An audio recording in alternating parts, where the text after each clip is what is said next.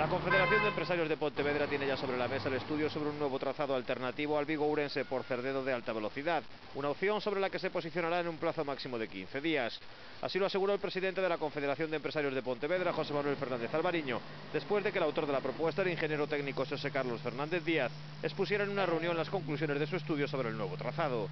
El cambio es, en boca del autor, una conexión directa a través del Valle del Tea, en Mondariz. Sería una solución directa por el norte de Ribadavia, que tendría un 38% menos de recorrido que la de Cerdedo. Asimismo, el informe revela que en el recorrido por Cerdedo, los 39 kilómetros entre Portela, Pontevedra y Vigo, que pertenecen al eixo atlántico, serán aptos solo para 220 kilómetros por hora, mientras que la verdadera alta velocidad se considera 300. En cuanto a la duración del viaje por Cerdedo, sería 18 minutos, mayor al exigir recorrer más kilómetros, circular un 33% por línea no apta para verdadera alta velocidad y exigir parada previa en Pontevedra. Con la opción de Mondariz, la línea es más corta, los trenes circularían a 300 kilómetros por hora hasta el concello de Mos y no exigiría parada previa en Pontevedra, mientras los tiempos Vigo-Ourense por Cerdedo no serán competitivos con la autovía, ya que se calcula que en AVE por Cerdedo se situaría en unos 55 minutos.